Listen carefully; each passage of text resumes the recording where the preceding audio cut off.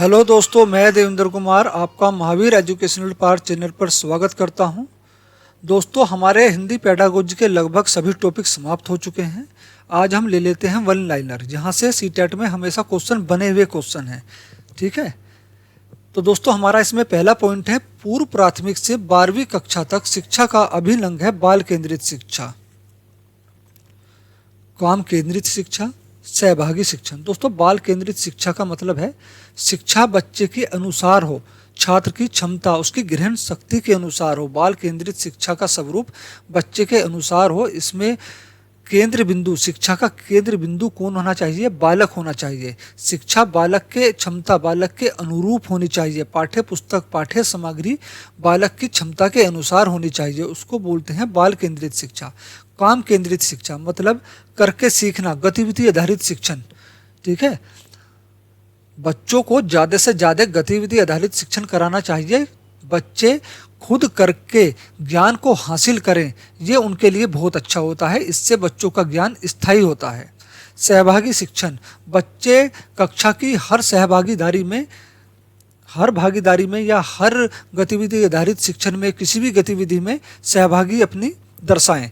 ठीक है ना, हर शिक्षण में, हर अधिगम के दौरान बच्चे की सहभागिता होनी जरूरी है। अगला है दोस्तों सतत मूल्यांकन का क्रम। तो दोस्तों सतत मूल्यांकन का क्रम क्या होता है? पहला है योजना, मतलब तैयारी करना, फिर अधिगम, आकलन, चिंतन, फिर है इसके बाद अतिरिक्त निवेश। ये क्या चीज है? ये सतत मूल्यांकन के क्रम है। अगला पॉइंट है दोस्तों, प्रारंभिक स्तर पर बालक स्मृति के आधार पर सीखता है। प्रारंभिक छोटी कक्षाओं में, 1ली से 5वीं तक की कक्षाओं में बालक स्मृति मतलब याद करके, रट्टा लगा के सीखता है। ध्यान रखना, प्राथमिक स्तर पर बालक को स्मृति के आधार पर उनको याद कराकर सिखाया जाता है।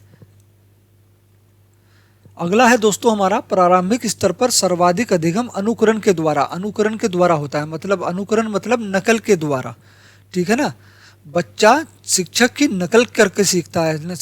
ठीक है, प्रारंभिक स्तर पर सर्वाधिक अधिगम, सर्वाधिक सीखने की क्रिया किसके द्वारा होती है? अनुकरण के द्वारा। अगला पॉइंट है दोस्तों हमारा, बालक भाषा का जितना प्रयोग करेंगे उतना ही भाषा का विकास होगा। तो एक शिक्षक को ऐसा कक्षा में वातावरण बनाना चाहिए कि बालक अधिक से अधिक अपनी भाषा, अपनी मातृभाषा का प्रयोग, अपनी मातृभाषा का प्रयोग जो है कक्षा में कर सके। सॉरी दोस्तों, सहचार्य अनुबंधन का सिद्धांत या जोड़ना या मिलाना। तो सहचार्य क्या होता है या अनुबंधन क्या होता है? दोस्तों अनुबंधन होता है जोड़ना, दो चीजों को आपस में जोड़ना।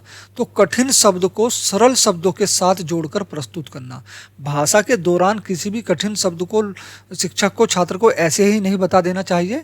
पहले बच्चों को सरल शब्दों बताने चाहिए, उससे संबंधित धीरे धीरे सरल शब्दों से के साथ कठिन शब्दों को जोड़कर उनको प्रस्तुत करना चाहिए। ठीक है, ये होता है सहचार्य अनुबंधन का सिद्धांत, या कह सकते हैं पूर्व ज्ञान। बच्चों के पूर्व ज्ञान से जोड़कर, जो बच्चा जानता हो, जहाँ तक बच्चा जानता हो वहां से ज्ञान को शुरू करें और उसके बाद में नया ज्ञान, नवीन ज्ञान दें। ठीक है, यानी पूर्व ज्ञान के साथ नवीन ज्ञान को जोड़ना। अगला पॉइंट है दोस्तों, बालक सर्वप्रथम सुनता है। तो सबसे पहले क्या करता है? बालक सर्वप्रथम सुनता है, बोलता है, फिर पढ़ता है और लास्ट में लिखना सीखता है। ध्यान रखना, ये सब सीटेट में क्वेश्चन बने हुए हैं यहाँ से। ठीक है दोस्तों, बालक सर्वप्रथम सुनता है, बोलता है, पढ़ता है, फिर लिखता है। पहले सुनेगा, फिर बोलेगा, फिर पढ़ेगा, फिर लिखेगा। अगला है दोस्तों हमारा, भाषा अधिगम अतः संबंधित होती है। ये मैंने आपको बताया पिछली वीडियो में। भाषा अधिगम जो है अतः संबंधित होती है, एक दूसरे से संबंधित होती है, या ठीक है ना। और व्यक्ति सापेक्ष होती है। व्यक्ति सापेक्ष का मतलब होता है जैसा व्यक्ति यानी जैसा छात्र वैसी ही उसको शिक्षा दी जाए, वैसी ही उसकी भाषा। तो भाषा अधिगम अंतर संबंधित होती है, आपस में एक दूसरे से जुड़ी हुई होती है और व्यक्ति सापेक्ष होती है। अभिव्यक्तात्मक कौशल कौन कौन से होते हैं? बोलना और लिखना। दोस्तों अभिव्यक्तात्मक कौशल कौन कौन से होते हैं? बोलना और लिखना, अपने भाव विचारों को व्यक्त करना। अभिव्यक्तात्मक का मतलब होता है अपने विचारों को, अपने भावों को दूसरे व्यक्ति के सामने प्रस्तुत करना। क्या कहलाता है? अभिव्यक्तात्मक कौशल। और अपने विचारों को हम दूसरों के सामने किस तरह से प्रस्तुत कर सकते हैं? एक तो बोलकर, दूसरा लिखकर। ठीक है दोस्तों, हम अपने भावों और विचारों को दूसरे सामने वाले व्यक्ति तक कैसे पहुंचा सकते हैं? बोलकर और लिखकर पहुंचा सकते हैं। तो अभिव्यक्तात्मक कौशल कौन से हुए? बोलना और लिखना। ध्यान रखना, बोलना और लिखना ये कौन से कौशल हैं? ये हैं अभिव्यक्तात्मक कौशल, क्योंकि इन दो कौशलों के द्वारा हम अपने विचारों, अपने भावों की अभिव्यक्ति करते हैं या व्यक्त करते हैं। दूसरे हैं दोस्तों ग्रहणात्मक या ग्रहात्मक कौशल, सुनना व पढ़ना।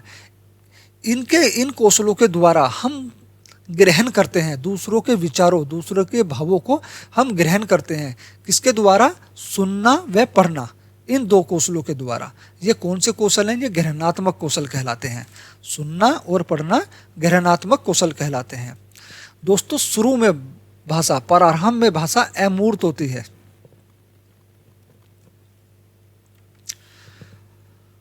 प्रारंभ में सांकेतिक भाषा का प्रयोग होता है। प्रारंभ में बच्चा कौन सी भाषा का प्रयोग करता है? तो सांकेतिक भाषा का प्रयोग करता है। दोस्तों हर बर्टीय पंचपदीय विधि गद्य शिक्षण के लिए महत्वपूर्ण होती है। ध्यान रखना, गद्य शिक्षण के लिए महत्वपूर्ण विधि कौन सी है? हर बर्टीय पंचविधीय विधि।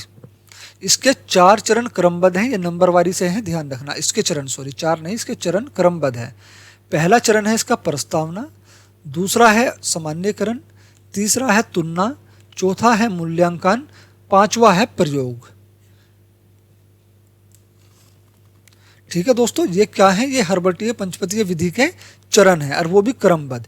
हर्बर्टीय पंचपदीय शिक्षण विधि गद्य शिक्षण के लिए महत्वपूर्ण शिक्षण विधि है। अगला पॉइंट है दोस्तों व्याख्या विधि उच्च स्तरीय कक्षाओं के लिए बेहतर होती है। व्याख्या विधि दोस्तों, व्याख्यान, जहाँ पर किसी चीज का व्याख्यान किया जाता है, व्याख्या की जाती है, तो ये उच्च स्तरीय यानी बड़ी कक्षाओं के लिए तो अच्छी होती है, लेकिन छोटी कक्षाओं के लिए सही नहीं होती है। ध्यान रखना, छोटी कक्षाओं के लिए ये बिल्कुल भी महत्वपूर्ण नहीं है व्याख्यान विधि, क्योंकि यहाँ पर शिक्षक किसी भी टॉपिक की व्याख्या करता है जो छात्रों के सर के ऊपर से उतर जाएगी, जो छोटे बच्चे होंगे। लेकिन जो बच्चे बड़े हैं, ठीक है ना, उच्च स्तरीय कक्षाओं में हैं, 8वीं के बाद के बच्चे हैं, तो उनके लिए व्याख्यान विधि सर्वोत्तम विधि है, बहुत अच्छी विधि होती है। अगला है दोस्तों कहानी कथन से कल्पना शक्ति का विकास होता है। तो दोस्तों छात्रों में कल्पना शक्ति का विकास किसके द्वारा होता है? कहानी से, कथन से, बाल साहित्यों से।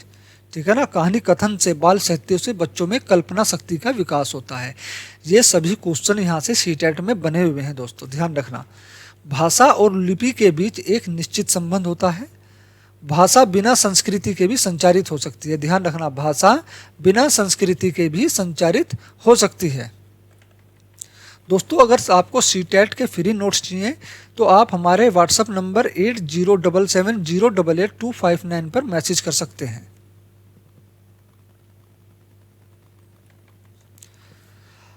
अगला है दोस्तों अनुदेशन की अवस्थाओं का सही क्रम। अनुदेशन की अवस्था का सही क्रम क्या है? तो पहले है पूर्व व्यवहार, फिर है पारस्परिक क्रिया, फिर है उत्तर व्यवहारिक अनुदेशन। ठीक है ना, ये अनुदेशन की अवस्थाओं का सही क्रम है।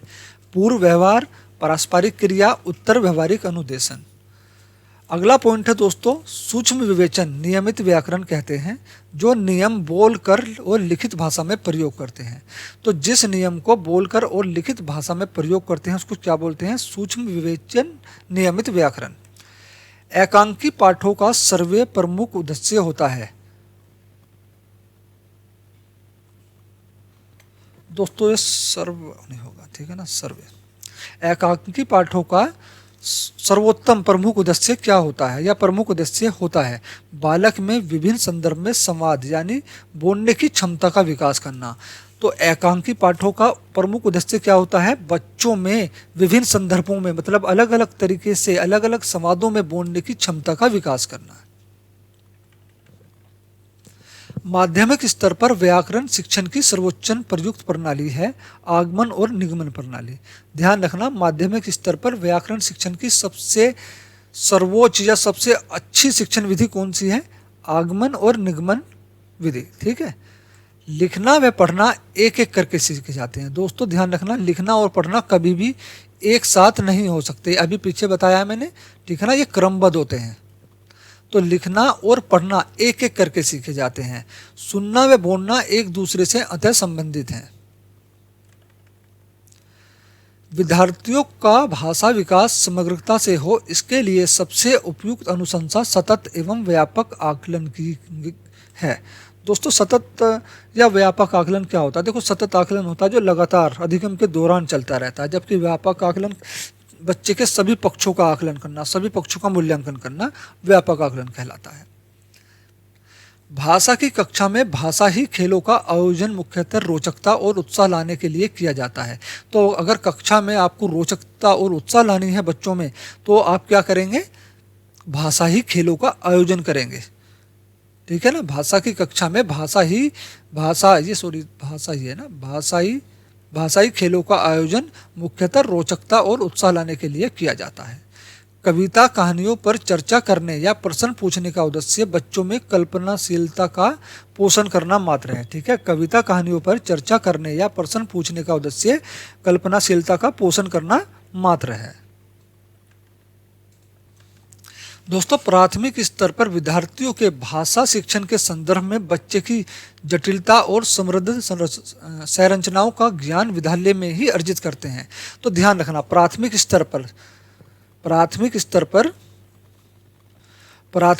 पर विद्यार्थियों के भाषा शिक्षण के संदर्भ में बच्चे भाषा की जटिलता और समृद्ध संरचनाओं का ज्ञान विद्यालय में ही अर्जित करते हैं। ठीक है दोस्तों, आज का हमारा ये टॉपिक यहीं पर समाप्त होता है। अगर आपको वीडियो अच्छी लगी हो तो प्लीज़ वीडियो को लाइक करें, चैनल को सब्सक्राइब करें, साथ में वीडियो को शेयर भी करें, बेल आइकन प्रेस कर लें ताकि हमारी आने वाली सभी वीडियो के नोटिफिकेशन आपको मिलते रहें। दोस्तों वीडियो देखने के लिए धन्यवाद।